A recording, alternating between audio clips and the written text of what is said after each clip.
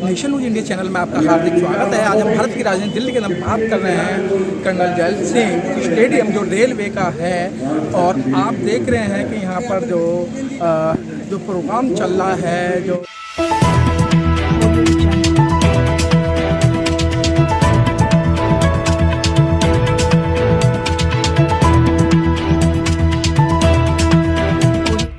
इस news channel पर जो भी वक्ता ने कहा वो उसकी अपनी राय है, जिसकी पुष्टि नेशन न्यूज इंडिया नहीं करता। धन्यवाद।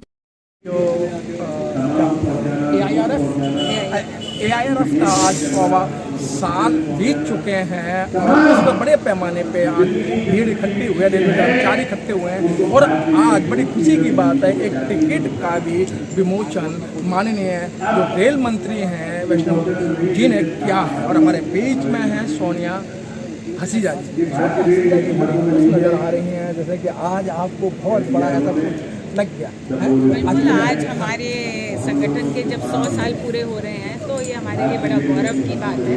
और इतना बड़ा संगठन, और मेरे ख्याल से ये हमारा रेलवे का जो ऐसा पहला संगठन है जिसके 100 साल और इतने भव्य तरीके से इसको मनाया जा रहा है। और ये इस खुशी में जो आपने बताया, जैसे कि जो टिकट का जारी किया गया है, मैंने नहीं बताया मतलब आपने अभी बोला, मतलब ये तो सबको, अब तो ये पूरी दुनिया में, पूरे देश में जाना जाएगा कि रेल में टिकट भी जारी हुआ है।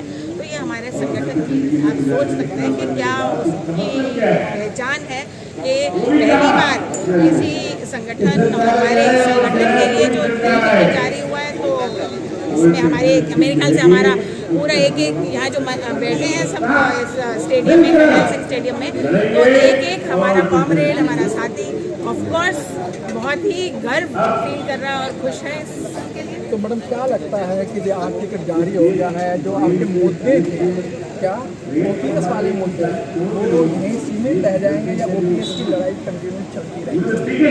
नहीं, सीमित क्यों रह जाएंगे? ये कि आप, मतलब ये तो हमारी एक और बहुत जीत है जो हमारे संगठन की, कि हम लोग अपना ये खुशी से ये मना रहे हैं। तो इसमें ये थोड़ी ना कि हम इसके पीछे अपने मुद्दे भूल जाएंगे। ठीक है मैडम, आता हूँ मैं आपके पास। मैडम क्या नाम है आपका? बबीता सिंह। बबीता जी, आज इतना बड़ा प्रोग्राम हो रहा है और उधर जब रेल मंत्री टिकट का विमोचन कर रहे थे तो आम लोग नारे लगा रहे थे NPF हो गए। क्या लगता है ये आज के इस स्वर्णिम जो 100 वर्ष हमारे पूरे होने जा रहे हैं, उसके हम गवाह बने, जो टिकट जारी हुआ है, ये खुशी तो एक अलग है। लेकिन जो NPS का हमारा मुद्दा है वो इसके बीच गौन नहीं हुआ है, वो तो रहेगा, वो तो हम लेकर रहेंगे, उसकी लड़ाई हमारी जारी है। लेकिन मैडम आपने रामलीला मैदान में भर लिया, आपने जंतर मंतर पे भूख हड़ताल कर ली, सरकार के फिर भी कान पे जू नहीं रहेंगी, तो क्या लगता है कि मतलब वो सरकार के कान पे जू रहेंगे? मुझे लग रहा है सरकार के कान थोड़े मोटे हैं, थोड़ा समय लगेगा, लेकिन जू रहेंगे की जरूर अवश्य। सरकार के कान मोटे हैं मैडम, एक सच्चाई निकल के आ गई है, एक लॉलीपॉप दे दिया है कि टिकट विमोचन का वो आज 100 वर्ष हो रहे हैं। तो क्या लगता है कि मंत्री आपको जो है बिल्कुल, आप मतलब ये आपको हमने शायद पहले भी जब हमारा जंतर मंतर पे हुआ था और हमने आपको ये बताया था कि ये हमारा संगठन इतना पुराना संगठन है और आप ये किसी से छुपा नहीं है। हमारी जब भी जो मुद्दे रहे हैं, जो हमने लड़ाई के लिए हमने आगे पहल करी है, हम उसमें जीत पाई है। ठीक है, कभी कुछ धीरे धीरे हम अपने सरकार को दे रहे हैं ना कि भाई अब देखिए ये इतना बड़ा संगठन है, इतना एक बड़ा हमारा आज का जो ये हुआ है कार्यक्रम, तो आगे ये लड़ाई तो जारी रहेगी। और लड़ाई तो जारी रहेगी मैडम, कह रही लड़ाई जारी रहेगी। लेकिन 2004 से आपकी पेंशन खत्म कर दी। 2004 के पहले जो लगे हुए हैं उन्हें तो पेंशन मिलेगी, लेकिन अटल बिहारी वाजपेयी जी के टाइम में आपकी पेंशन खत्म कर दी और जब से इतना समय लग गया है कि आप कह रहे हैं हमारा बहुत पुराना संगठन है। तो क्या कारण रहे कि संगठन कमजोर रहा या सरकार भारी पड़ी? नहीं, संगठन भी कमजोर नहीं है और सरकार भी भारी पड़ने वाली तो नहीं है, समय लग रहा है, लेकिन ये जीत हमारी निश्चित होगी NPS की, ये मैं आपको बता देती हूँ। करना चाहूँगी, तो आपने कहा 2004 से लागू हुई थी, बिल्कुल, और हमें सरकार की ना इस जो NPS है उस पर तब अभी तक विश्वास था कि हमारे हित के लिए ही होगी। पर रिसेंट टाइम्स में 2 केसेस 3 केसेस ऐसे निकल के आए। 2004 के बाद जो अपॉइंटीज है उनकी रिटायरमेंट अभी तक हुई नहीं थी। अब हाल फिलहाल में रिटायरमेंट हुई, उनकी पेंशन बनी जो मात्र 3,000 से 4,000 बनी, तब हम लोगों के भी होश उड़े।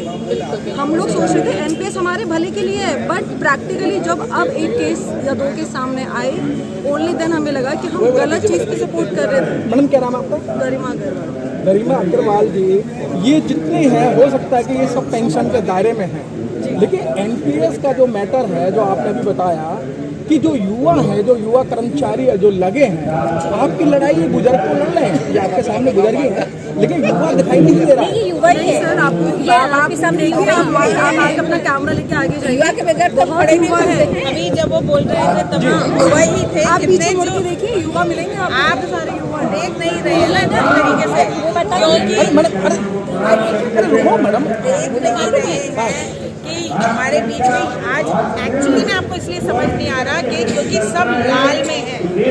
आज ये लाल रंग का भी प्रतीक आप समझ रहे हैं क्या है? लाल सलाम, लाल सलाम तो है, लाल सलाम से उसका कुछ बहुत बड़ा ये इसका मैसेज जाता है।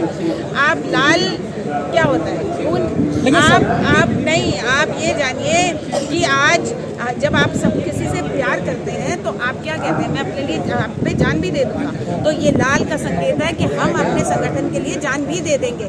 और ये जो मुद्दे हैं हमने छोड़े नहीं है, और ये एक आज तो सरकार आपकी बातों को क्यों नहीं सुन रही है? आपने 8 दिन का जंतर मंतर भूख हड़ताल की, 2004 से यहाँ लड़ाई लड़ रहे हैं। वो कहा ना कि तकदीर का गम दुनिया का सितम हर हाल में सहना पड़ता है, लाखों लगे दिल पर आए मगर खामोशी रहना पड़ता है। तो आप सरकार नहीं रही।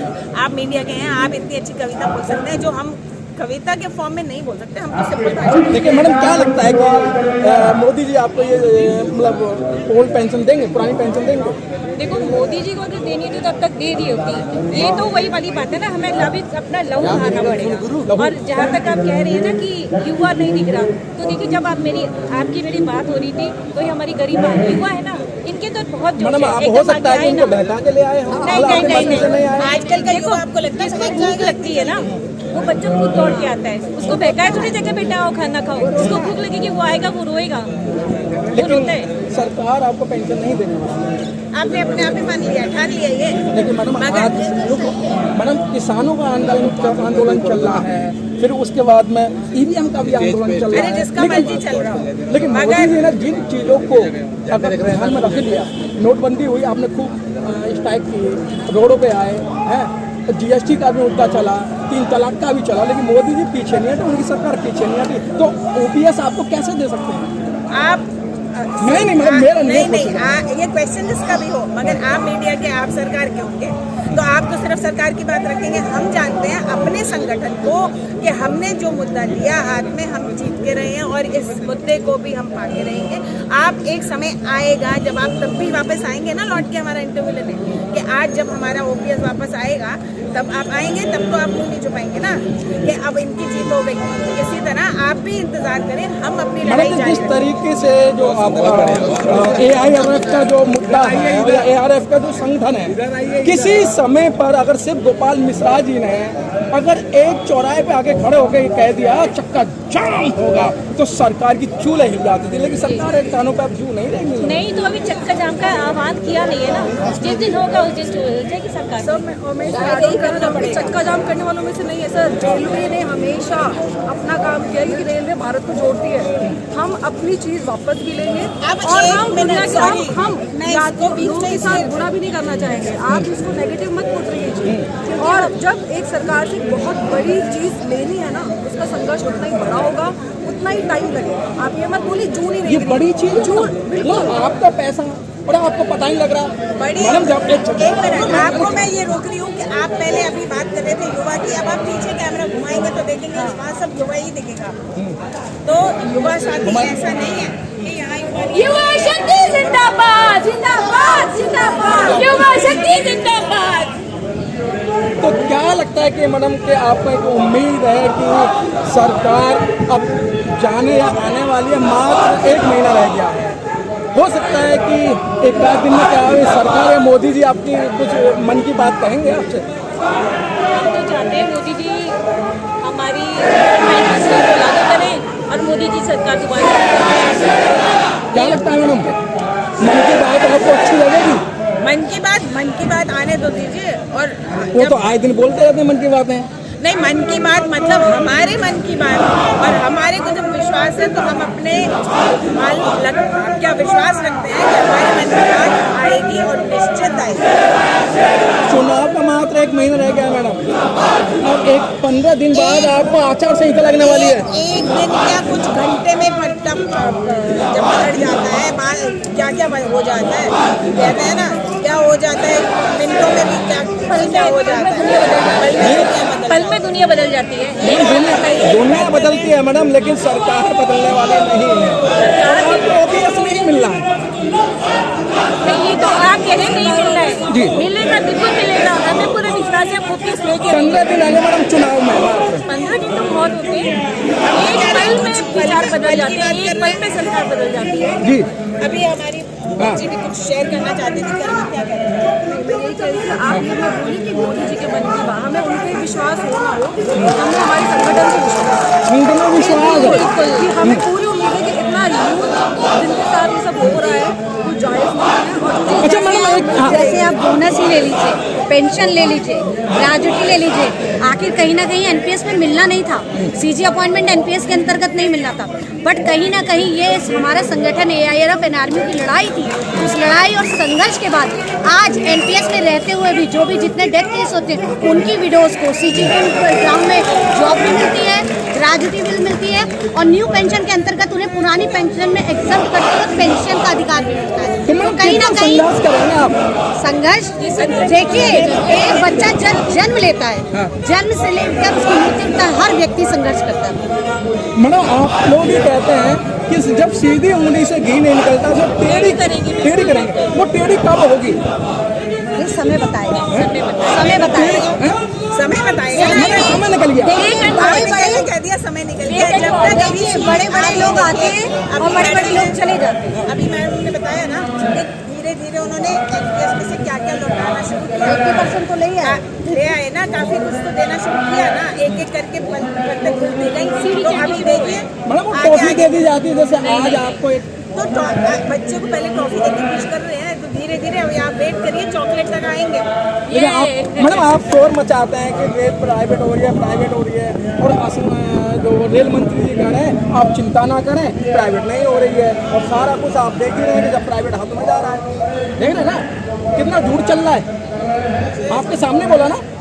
देखिए नहीं सच्चाई, हाँ झूठ और सच सबको दिखाई देता है, उसमें बहुत फर्क होता है। आज छोटी छोटी यूनिटों को आप जैसे ही प्राइवेट करते हैं तो हमारा संगठन भी अपने जितने रास्ते खोलना है, जितने घोड़े सारे खोलते हैं, और फिर सरकार को और फिर वहीं के लोकल प्रशासन को बैक होना पड़ता है। आप हमारे कारखानों में देख लीजिए, लगातार ठेकेदारी हो रही है, निजीकरण हो रहा है। हम नीचे दौर पे अपने यूनिट द्वारा जाकर एक संघर्ष करते हैं, एक मोर्चा खोलते हैं, और वही चीज ठेकेदार से लेकर हमारे कर्मचारियों को मिलने का काम हो रहा है। तो संगठन का ही तो बल है।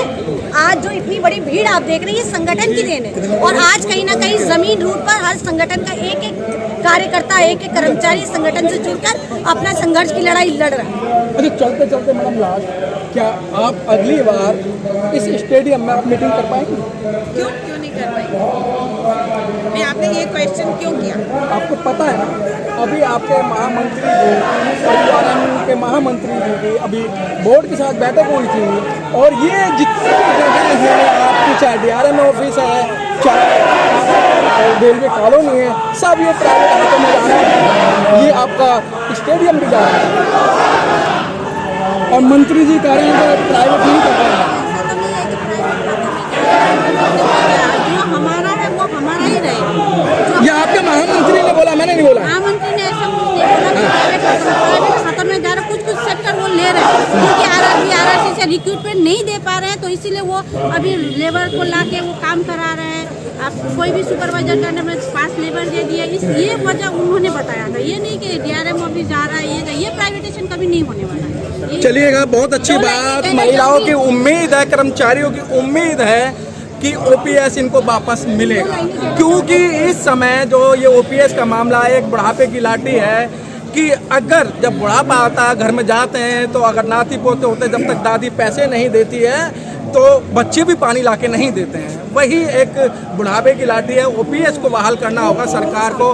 कैमरामैन मीनाक्षी के साथ मनोज पिप्पल, जैल सिंह, स्टेडियम से दो लाइनें और दिल्ली। कहना चाहूंगी मैं। हाँ कह दो।